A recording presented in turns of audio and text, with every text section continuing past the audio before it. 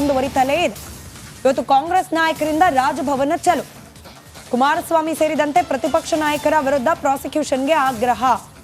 ಇಷ್ಟು ದಿನ ಸುಮ್ಮನೆ ಇದ್ರು, 1 ವರ್ಷ ಆಯ್ತು ಕಾಂಗ್ರೆಸ್ ಆಡಳಿತಕ್ಕೆ ಬಂದು.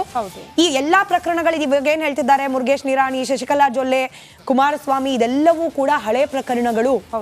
ಯಾವಾಗ ಸಿದ್ದರಾಮಯ್ಯನವರ ವಿಚಾರ ಪ್ರಾಸಿಕ್ಯೂಷನ್ ಹಂತಕ್ಕೆ ಬಂತು ಆಗ ನೆನಪಾಯ್ತು ಇವ್ರಿಗೆಲ್ಲ, ಇದೆಲ್ಲ ಪೆಂಡಿಂಗ್ ಇದೆ, ಇದರೆಲ್ಲದಕ್ಕೆ ಪ್ರಾಸಿಕ್ಯೂಷನ್ಗೆ ಅನುಮತಿ ನೀಡಿಲ್ಲ ರಾಜ್ಯಪಾಲರು.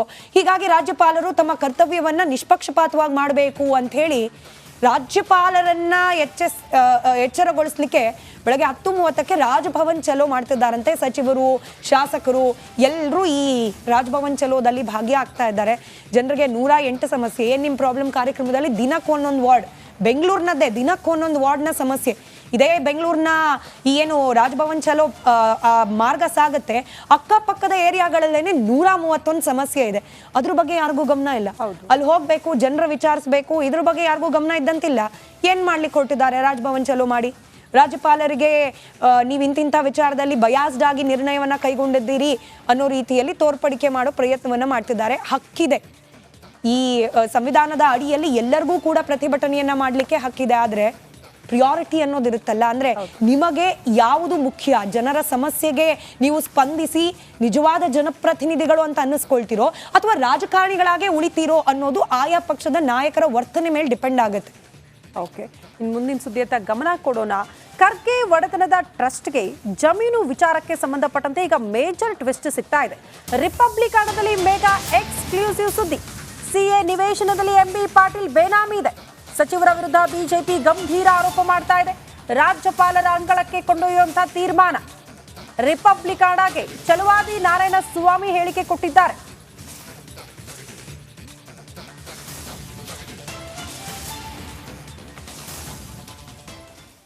ಡೆಫೋಡಿಮಲ್ಲೂ ಜಸ್ಟ್ ಡೈಲ್ ಅಂತ ಹೇಳಿದ್ರೆ ಏನು ಸರ್ ಅದು?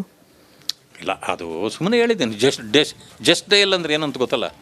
ಡೈಲ್ ಮಾಡಿದರೆ ಮಾಹಿತಿ ಸಿಗ್ತವೆ ಕೆಲವೆಲ್ಲ. ಹಾಗೆ ಡೆಸ್ಟ್ ಡೈಲ್ಗೆ ಮಾಹಿತಿಗಾಗಿ ಕರೆ ಮಾಡಿ ಅಂತ ಹೇಳಿದ್ದೀನಿ. ಇರಲಿ, ಅದೊಂದು 2-3 ದಿನ ಆಗಲಿ, ಆಮೇಲೆ ಮಾತಾಡೋಣ. ಅದು ಇವ್ರದೇ ಕಂಪ್ನಿಗಳು. MSR ಇದಿದೆ, ಏನದು ಅಪಾರ್ಟ್ಮೆಂಟ್ಸು, ಅದರ ಅಡ್ರೆಸ್ಸಲ್ಲಿ ಕೆಲವು ಸೈಟ್ಗಳು ತೊಗೊಂಡಿದ್ದಾರೆ. ಅದರದ್ದು ಹೇಳಿದ್ದು.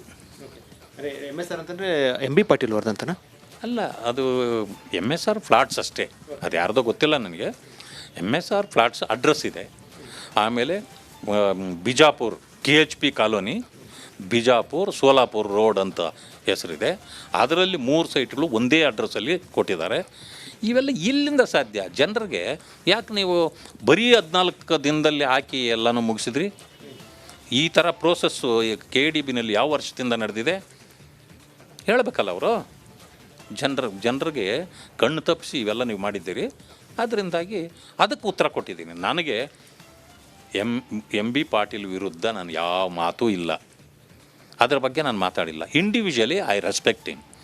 ಈವನ್ ನನ್ನನ್ನು ನೀವು ಇದೆಲ್ಲ ಕೇಳಿಬಿಟ್ರಿ, ಬಡತನದ್ದು ಮಾತಾಡಿಬಿಟ್ರಿ, ಏನೋ ಇದನ್ನು ಕೇಳಿಬಿಟ್ರಿ, ಏನೋ ನನ್ನ ಬಡತನದ ಬಗ್ಗೆನೂ ಇದು ಮಾಡಿಬಿಟ್ರಿ, ಆಸಾಮಿ ಅಂದ್ರಿ, ಲಜ್ಜೆಗೆಟ್ಟವನು ಅಂತಂದ್ರಿ.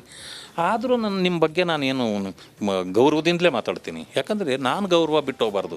ಮುಂದೆ ಒಂದಷ್ಟು ಹೇಳಿದೆ ನೀವು, ಅಂದರೆ ಡೆಫೆಡಮಲ್ಲಿ ಹೇಳಿದ್ರಿ, ಮತ್ತೊಂದು ಕಡೆ ಏನು ಜಸ್ಟೈಲ್ ಅಂತಂದರೆ, ಮತ್ತೊಂದು ಕಡೆ ಬಾಗಮನೆ ಅಂತ ಕೂಡ ಹೇಳಿದ್ರಿ. ಸೊ ಇವೆಲ್ಲವೂ ಕೂಡ ಮುಂದೆ ಹೊರ ಬರುತ್ತೆ ಅಂತ ಹೇಳ್ತೀರಾ? ಅಲ್ಲ, ಅವ್ರಿಗೆ ಅರ್ಥ ಆಗತ್ತೆ ನಾನು ಹೇಳಿದ್ದು ಏನು ಅಂತ. ಅವ್ರಿಗೆ ಅರ್ಥ ಆಗತ್ತೆ. ಅದಾದಮೇಲೆ ಇದಕ್ಕೆ ಉತ್ತರನೂ ಅವರೇ ಕೊಡ್ತಾರೆ, ಇವತ್ತು ಅಥವಾ ನಾಳೆ ಕೊಡ್ತಾರೆ.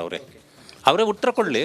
ಸೂಕ್ಷ್ಮವಾಗಿ ಹೇಳೋದಾದರೆ ಇಂಥ ಭಾಳಷ್ಟು ಈ ರೀತಿಯ ವಿಚಾರಗಳಿದೆ. ಅದು ಮುಂದಿನ ದಿನಗಳಲ್ಲಿ ಅದರ ಬಗ್ಗೆ ವಿಶ್ಲೇಷಣೆ ಮಾಡೋಣ ಅಂತ ಅಷ್ಟೇ. ಒಂದಷ್ಟು MB ಪಾಟೀಲ್ ಅವ್ರದ್ದು ಕೂಡ ಕೈವಾಡ ಇದೆ ಅಂತ ಹೇಳ್ತಾ ಇದ್ದೀರಾ? ಈಗ ಅವ್ರಿಗೇನು ನಾನೇನು ಅವ್ರ ಬಗ್ಗೆ ಮಾತಾಡಿದ್ನಾ? ನನ್ನ ಬಗ್ಗೆ ಏನು ಅಷ್ಟೊಂದು ಕಾಳಜಿ ತೊಗೊಂಡವರು ನನ್ನ ಬಗ್ಗೆ ಇಷ್ಟೆಲ್ಲ ಮಾತಾಡಿದರು? ಏನೂ ತಪ್ಪು ಮಾಡದೇ ಇರತಕ್ಕಂಥ ಇದು ಸೈಟ್ಗಳು ರಾಜ್ಯದಲ್ಲಿ ಎಲ್ರಿಗೂ ಕೊಡ್ತಾರೆ ರೀ. ಇಂಡಸ್ಟ್ರಿ ಬಾಗ್ಮನೆ ಅಂತಂದ್ರೆ ಏನು ಸರ್ ಅದು ಹೇಳಿದ್ದು ನೀವು? ಅದು ಗೊತ್ತಿಲ್ಲ. ಬಾಗ್ಮನೆ ಅಂತಂದ್ರೆ ಏನಿಲ್ಲ, ಅದು ಒಂದು ಯಾವುದೋ ಕಂಪ್ನಿ ಅಷ್ಟೇ. ಅದಕ್ಕೂ ಮತ್ತು ಇದಕ್ಕೆ ಏನು ಸಂಬಂಧ ಇದೆ? MB ಪಾಟೀಲ್ ಹೇಳಿಕೆಗೂ ಇದಕ್ಕೂ? ಅವ್ರಿಗೂ ಸೈಟ್ ಕೊಟ್ಟವ್ರಲ್ಲ, ಅವ್ರಿಗೂ ಸೈಟ್ ಕೊಟ್ಟವ್ರಲ್ಲ, ಅದರದ್ದು ಹೇಳಿದ್ದೀನಿ ಅಷ್ಟೇ. ಎಲ್ಲ ಸಿಗುತ್ತೆ. ಅದರಲ್ಲೂ ಪೂರ್ತಿ ಸಿಗುತ್ತಾ? ಇಲ್ಲ. 1,000 ರೂಪಾಯಿ ಖರ್ಚು ಮಾಡಿದ್ರೆ ಅದರಲ್ಲಿ ಯಾರ ಮೇಲೆ ಖರ್ಚು ಮಾಡಿರ್ತೀರಿ ಒಳಗಿರೋ ಖೈದಿ ಅವ್ರಿಗೆ ಸಿಗೋದು 10 ರೂಪಾಯಿ. ಇನ್ನು 990 ರೂಪಾಯಿನ ನುಂಗ್ ಹಾಕೋ ಖದೀಮರು ಈ ಬಂಧಿಖಾನೆ ಇಲಾಖೆಯಲ್ಲಿದ್ದಾರೆ. ಅದರಲ್ಲೂ ಪರಪ್ಪನ ಅಗ್ರಹಾರ ಕಾರಾಗೃಹ ಅಂತೂ ಈ ಅಕ್ರಮ ಚಟುವಟಿಕೆಗಳಿಗೇನೆ ನಿರ್ಮಾಣ ಆಗಿರುವ ಒಂದು ರೆಸಾರ್ಟ್ ರೂಪದಲ್ಲಿ ಪರಿವರ್ತನೆ ಆಗಿದೆ. ಯಾವುದೇ ಮುಲಾಜಿಲ್ಲದೆ ರಿಪಬ್ಲಿಕ್ ಕನ್ನಡ ಇದನ್ನು ಹೇಳ್ತಾ ಇದೆ. ನಮ್ಮ ಪ್ರತಿನಿಧಿ ನವೀನ್ ಇದರ ಒಂದಷ್ಟು ಡೀಟೇಲ್ಸ್ ಅನ್ನ ಕಲೆಕ್ಟ್ ಮಾಡಿ ನಿಮ್ವರೆಗೂ ತಲುಪಿಸ್ತಾ ಇದ್ದಾರೆ, ಮತ್ತಷ್ಟು ಮಾಹಿತಿಯನ್ನ ನಿಮ್ಮ ಮುಂದೆ ನೀಡ್ತಾ ಹೋಗ್ತಾರೆ. ನವೀನ್, ಹೇಳ್ತಾ ಇದ್ವಿ ಪರಪ್ಪನ ಅಗ್ರಹಾರ ಕಾರಾಗೃಹದಲ್ಲಿ ಕೇವಲ ದರ್ಶನಕ್ಕೆ ಮಾತ್ರ ಅಲ್ಲ ರಾಜಾತಿಥ್ಯ, ದುಡ್ಡು ಕೊಟ್ರೆ ಎಂತೆಂಥ ವ್ಯವಸ್ಥೆ ಬೇಕಾದ್ರೂ ಆಗುತ್ತೆ. ಆದ್ರೆ ದುಡ್ಡು ಕೊಟ್ಟಿದ್ರಲ್ಲೂ ಹೆಂಗೆ ಹರಿದು ಹಂಚೋಗುತ್ತೆ, ಇದೆಲ್ಲದರ ಮಾಹಿತಿ ತಂಬಳಿಲಿದೆ. ಎಕ್ಸ್ಪ್ಲೈನ್ ಮಾಡ್ತಾ ಹೋಗೋದಾದ್ರೆ.